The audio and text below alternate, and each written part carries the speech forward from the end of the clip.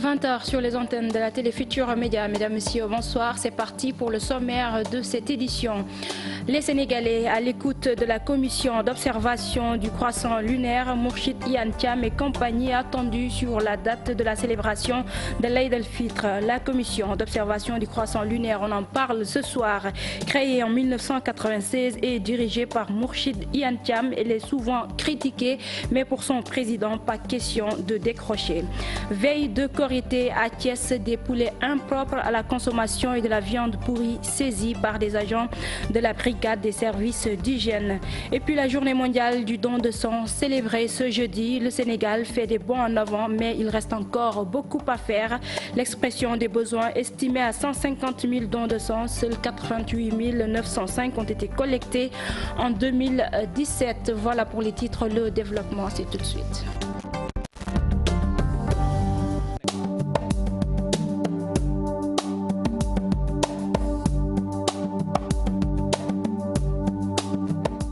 Bonsoir à tous et merci de nous recevoir chez vous. La commission d'observation du croissant lunaire scrute en ce moment même la Lune. Mourchid Iyane Thiam et ses collègues se concertent dans les locaux de la RTS. Nous y reviendrons certainement dans cette édition. Cette commission, justement, on en parle ce soir. Elle est créée en 1996 et dirigée par Mourchid Iyane Thiam. Souvent critiqué, Mourchid Iyane Thiam le sait, il l'entend bien sûr, mais il ne pense pas décrocher. Nos reporters Aminata Mbaresso et Demba Ndaw l'ont rencontré ce matin chez lui à Liberté 1. Reportage. Une longue histoire, une très longue histoire lie Mourchid Ahmed Iyane Thiam à la commission d'observation du croissant lunaire. C'est seulement après la prière du crépuscule que les membres de la commission se réunissent. Le fait de scruter le croissant lunaire est une chose importante. 22 lunes, des générations. Plusieurs apparitions sur le petit écran. Il a fini par marquer bien des esprits.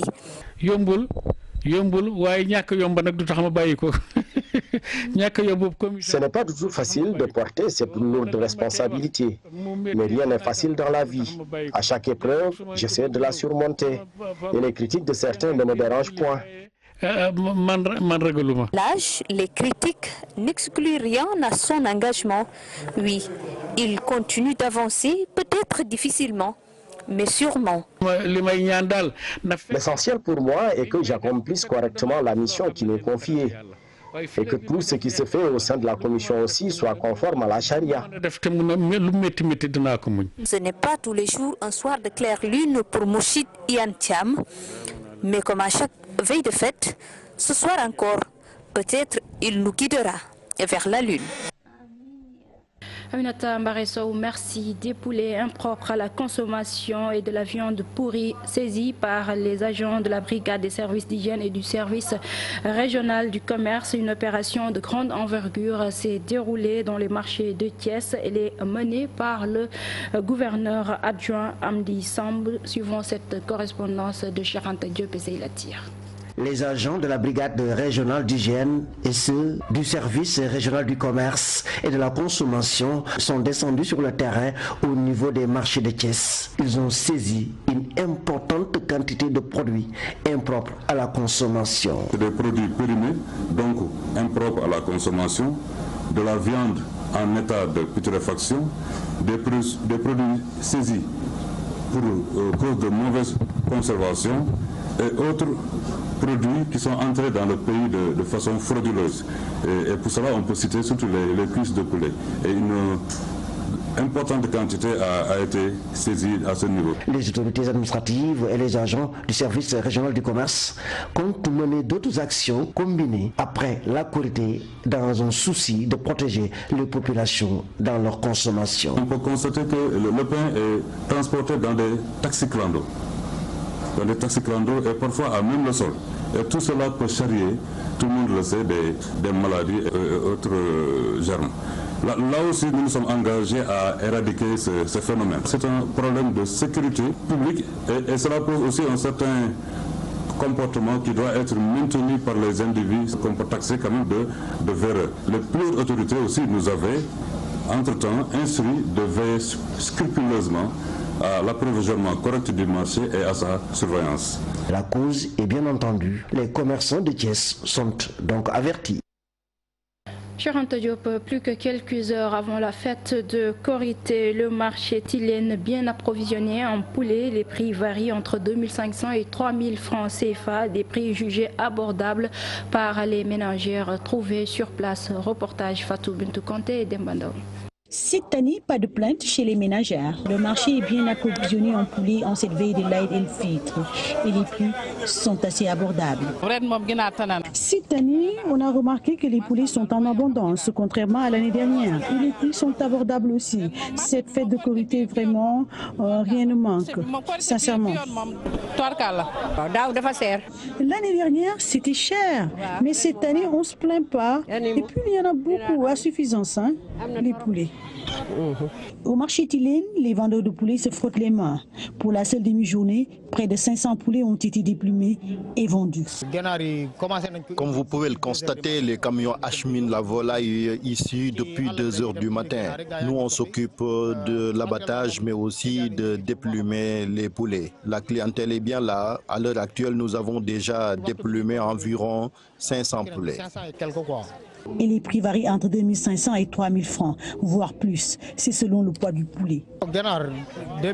Les prix varient entre 2500 francs et 3000 francs CFA selon le poids du poulet. Par exemple, celui-là pèse 2,5 kg.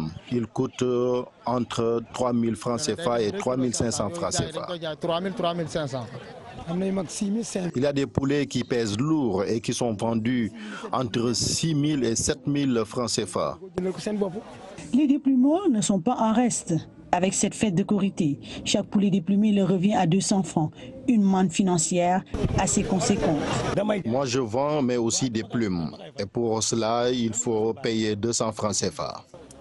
Direction Diourbel, où des cérémonies de Ndogou sont organisées chaque vendredi du mois béni. Les Baïfal venus des différentes localités du pays préparent des centaines de plats acheminés ensuite à Touba chez le Khalif général des Mourides. Un acte de bienfaisance initié par Mame Cheikh Ibrahima Fall. Aujourd'hui, ses petits-fils assurent la relève. Fatidjan et Mohamed. Ils se sont donné rendez-vous ici, comme chaque vendredi du mois béni. Ces baïfals, hommes et femmes, sont préposés à la cuisson des milliers de plats. Bienvenue à Diourbel, chez Chérif Hassan Fall.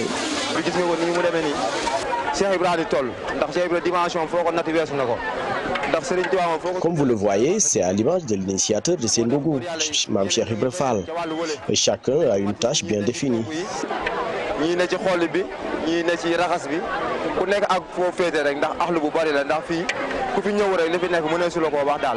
Des groupes formés, des tâches bien réparties. Tout un quartier transformé en différentes cuisines, le temps d'un après-midi.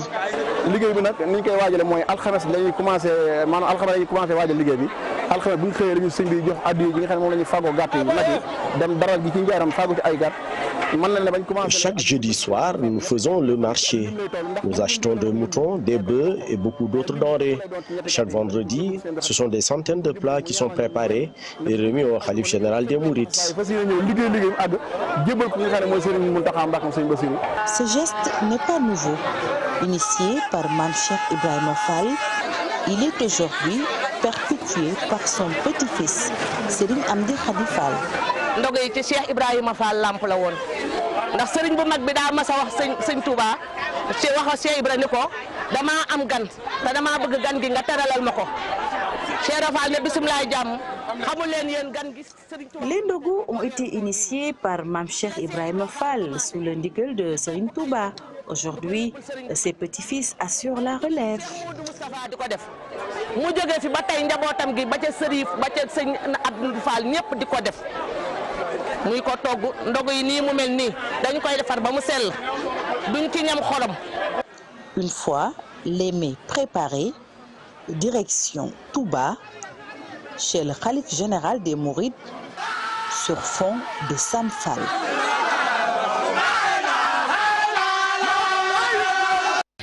Fatidien, le ramadan en Russie, un calvaire pour les journalistes sénégalais présents au pays de Vladimir Poutine. Si certains ont décidé de continuer, d'autres ont choisi de rompre le jeûne. Les détails avec nos envoyés spéciaux, Cheikh Tidiane Diao et Mbissandoy. Cheikh Tidiane Diao et Mbissandoy, donc, que vous entendrez avant la fin de cette édition. Difficile de lutter contre la mendicité au Sénégal, aveu du président de la République qui la considère comme un dossier sensible. Macky Sall s'attend plutôt à une organisation de la mendicité. Il plaide pour plus de solidarité musulmane. Le chef de l'État a tenu ses propos lors des concertations nationales sur le pétrole et le gaz. Nous allons l'écouter au micro de Chérif Dia et Modou Diop. Problème de mendicité, loolu moom jarul sax ñuy xaar waroon nañ ko mën a saafara dafa fekk rek muy dossier bu sensible parce que lépp luy laal. En réalité, on devrait pouvoir régler le problème de la mendicité au Sénégal. Mais je dois vous avouer que c'est un dossier sensible. Vous conviendrez avec moi que tout ce qui concerne les enfants talibés, surtout, touche directement la religion et que l'État ne peut pas comme ça intervenir dans ce genre de dossier. C'est pour éviter les malentendus. Ce qui veut dire que la mendicité doit être réglée avec beaucoup de prudence. En fait, tout est question d'organisation et je pense que la solidarité musulmane doit être une des solutions. Avec la zakat, comme le font d'autres pays musulmans, ils rassemblent l'aumône et la distribuent aux nécessiteux chez eux, ce qui éviterait leur présence dans la rue et qu'ils soient obligés de tendre la main pour vivre. Donc les questions religieuses doivent être traitées avec beaucoup de prudence, sinon on risque de créer des problèmes.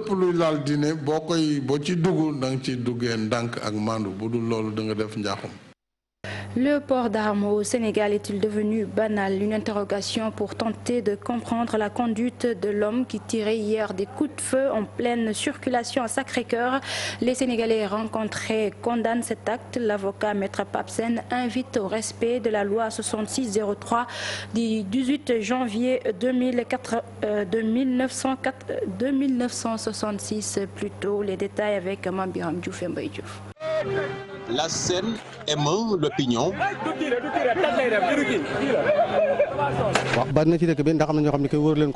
Tout le monde n'est pas habilité à faire usage d'une arme à feu. Vu cet homme, il ne devrait pas en posséder.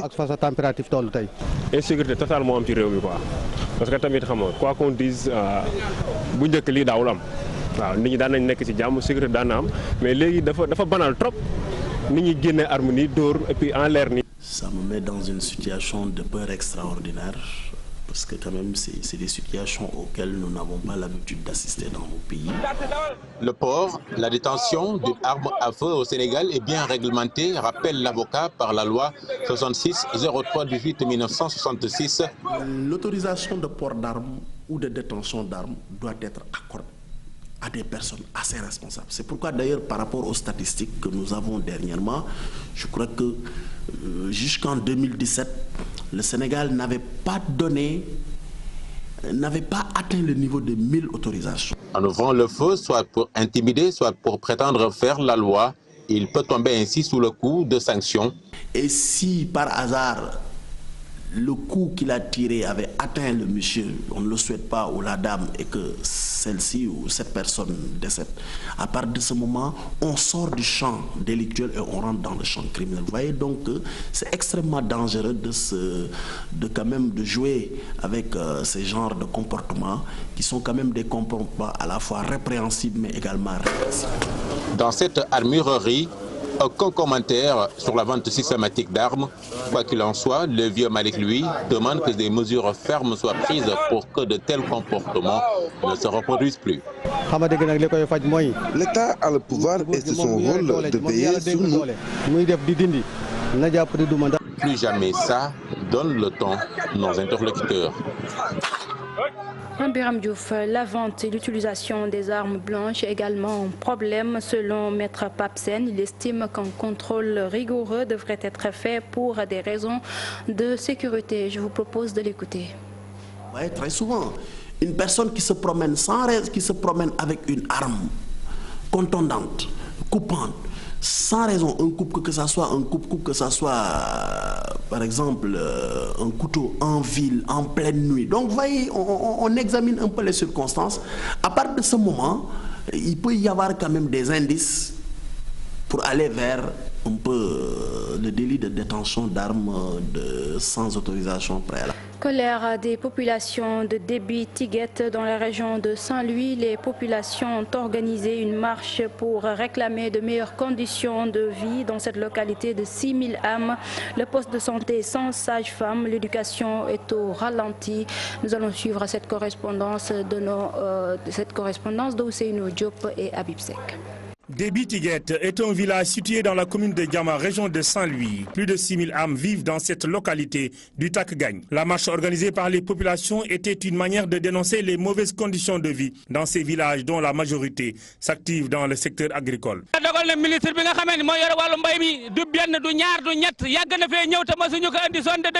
ministre de l'Agriculture était dans la zone cette semaine. Il n'a même pas mis les pieds à Déby-Tiguette. Vraiment, nous sommes laissés en rade. On distribue également le matériel agricole, mais le village de Déby est oublié dans la répartition. Nous avons aussi des problèmes pour avoir une bonne semence et l'usine est en panne depuis des mois.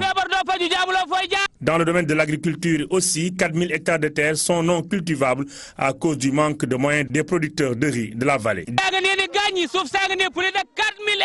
Nous avons ici plus de 4000 hectares, mais les populations ne peuvent pas l'exploiter. Notre village est complètement oublié. Le gouvernement doit aussi intervenir pour régler le problème du parc. On ne peut plus assurer le pâturage.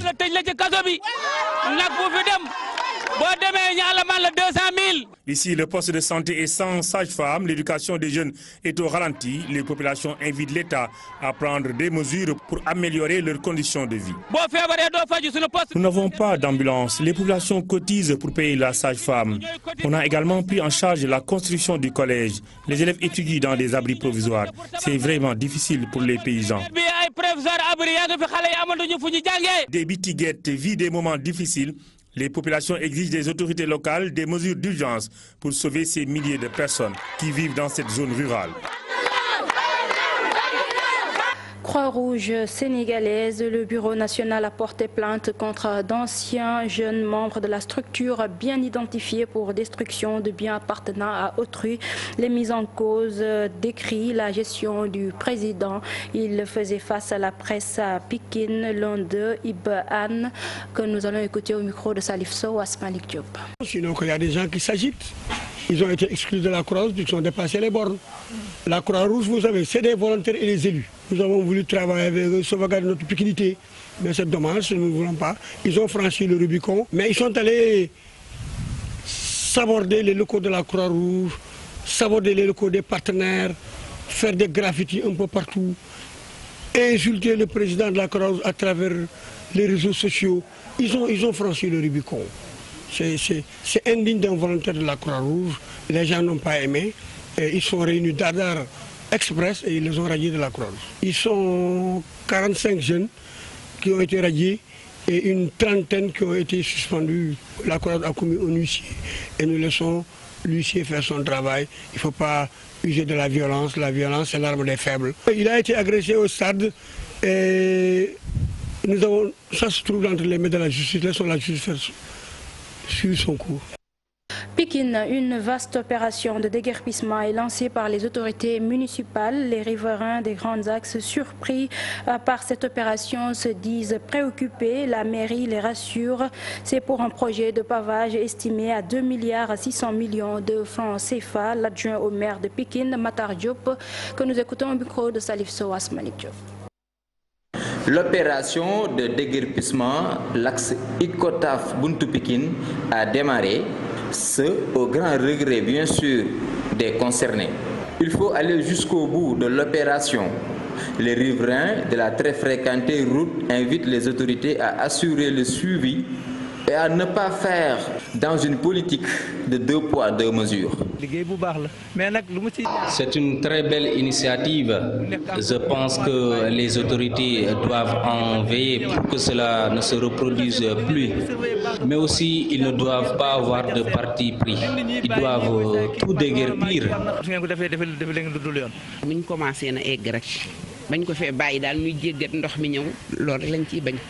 Plus de 400 sommations ont été distribuées dans toute la ville. Les bulldozers seront dans toutes les autres communes de Pikine. 2,6 milliards pour le pavage des artères du département de Pikine. Le pavage, si on parle de pavage, c'est pour vraiment rendre attrayant l'environnement des citoyens du département de Pikine. C'est sur instruction du préfet qui nous a demandé d'arrêter pour permettre aux commerçants de pouvoir travailler sur seulement de la qualité. Le mardi, si vous venez ici, vous saurez qu'il n'y aura pas d'intouchable. On va déguerpir tout le monde parce que tous les citoyens sont au même pied d'égalité. On travaille pour tout le monde, donc on ne peut pas faire pour des uns et laisser les autres. Ça, c'est même incompréhensible. Sur instruction du préfet, les machines sont au point mort. Corité oblige, l'opération de désencombrement redémarre mardi prochain. Un reportage donc de Salif Soyas, Malik Diop. Kaffrine, des parkings gros porteurs construits en 2009 pour lutter contre les accidents toujours pas fonctionnels. Les camionneurs usagers de l'axe Kaffrine-Koungheul ont refusé d'occuper ces aires de stationnement pour plusieurs raisons. Ils continuent alors de stationner au bord de la route, installant du coup un danger permanent. La correspondance de Ibrahima Diamé. Des aires de stationnement construits depuis 2009 au bord de la route nationale dans les communes de Kaffrine, Missirah-Wadène et Koungheul. Ils ont été érigés pour permettre aux camionneurs de se reposer en cas de fatigue. Mais voilà presque 10 ans, ils n'ont servi à rien du tout. Nous avons été instruits par le ministre des Infrastructures, des Transports terrestres et du désenclavement, M. Abdoulaye Daouda Diallo, pour nous rapprocher des autorités administratives et locales de la région de Kaffrine et de Tambacounda afin de voir les modalités de mise en service des parkings gros porteurs qui sont construits le long de la nationale 1. Et pourtant, ils ont été conçus pour contribuer à la sécurité routière et à la réduction des accidents, mais ils n'ont pas encore joué leur rôle. Nous avons visité les parkings, vous l'avez constaté, mais il faudrait que maintenant qu'on arrive à trouver une solution définitive à cette question qui contribue à améliorer la sécurité routière. Vous savez que le stationnement de gros porteurs le long de la route constitue un grave danger pour les usagers, surtout pendant la nuit. Au-delà de cette question de sécurité, le stationnement d'un poids lourd chargé sur une route engendre une déformation permanente sur cette route qui finit par constituer une dégradation au point concerné. Et c'est pourquoi il faut rapidement trouver une solution à cette question-là. Pourquoi ces aires de stationnement sont restées autant d'années sans être fonctionnelles? Parce que selon les transporteurs, ils ne répondent pas aux normes exigées par les camions. Ils sont très étroits et très mal construits. Nous parlons de toute autre chose. Le Sénégal manque d'expertise en matière d'aviation. Ces propos attribués à Philippe Bonne, DG d'Air Sénégal SA, ont fait réagir l'expert en aviation El Hadj Mansour Diop. Il soutient que c'est par ignorance que le dirigeant de la compagnie aérienne sénégalaise a tenu ces propos. El Hadj Mansour Diop s'est également prononcé sur le permis d'exploitation aérienne de Philippe Bonne. Reportage Al-Hassan Ba et Mbaye Diouf. Si le Sénégal a fait appel à une équipe internationale, comme il l'appelle, c'est parce qu'il n'y a pas de compétences sénégalaises dans ce domaine du transport aérien. Évidemment, ce sont là des propos choquants. Propos choquants, inexacts, selon El Hadj Mansour Diop. L'expert en aviation parle d'ignorance de la part du DG d'Air Sénégal SA et rétablir la vérité s'impose. Il faut savoir qu'il y a cette expertise sénégalaise qui non seulement œuvre au sein de notre pays, mais également à l'étranger. Vous allez à Air Côte d'Ivoire, vous allez à Askai, vous avez des pilotes sénégalais, vous allez au Moyen-Orient, Qatar Airways, Etihad, etc. Au-delà de regretter les propos de Philippe Bonne, El Hadj Mansour Diop parle de nébuleuse sur l'obtention du permis d'exploitation aérienne. Beaucoup de temps et d'argent perdu. Quand M. Philippe Bonne est arrivé, les 3 phases sur les 5 avaient déjà été validées. Mais M. Bonne, pour des raisons qui lui sont propres, avait choisi de reprendre à zéro tout le processus. Selon nos spécialistes du secteur, dans des conditions assez laborieuses et même quelquefois nébuleuses. Toujours est-il que ce PA, finalement, a pu être obtenu à l'arraché après avoir perdu beaucoup de temps, mais également beaucoup d'argent. Puisque Les 3 premières phases qui ont été reprises ont coûté 140 000 € à un cabinet français, alors que ces mêmes 3 phases qui avaient été validées par l'aviation civile sénégalaise, au plan financier, avaient coûté 38 000 € versés à un cabinet sénégalais.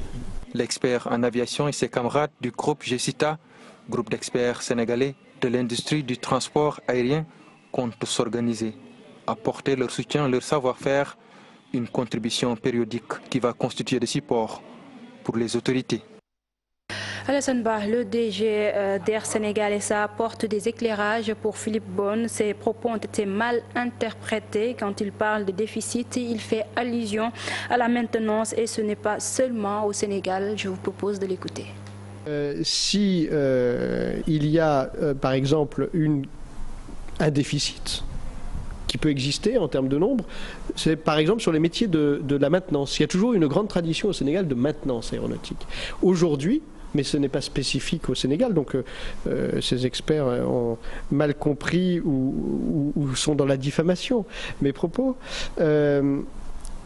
Boeing a par exemple dit qu'on aura besoin de 800 000 pilotes dans les 20 ans qui viennent. Ce qu'on n'a pas dit, c'est qu'on aura aussi besoin d'un grand nombre de mécaniciens. Il faut remettre les choses dans les bonnes cases et les vérités à leur place. Alors ce groupe d'experts, d'abord l'expertise, ça ne se décrète pas. L'expertise, ça se démontre. Alors, c'est des gens très éminents qui sont des retraités et qui ont œuvré dans des compagnies aériennes dont on connaît le résultat, avaient initié un PEA. Pour certains d'entre eux, ils occupaient à eux seuls plusieurs postes obligatoires, ce qui est strictement interdit au regard des règles de l'aviation civile. Et donc, ils étaient même en dépassement de limite d'âge.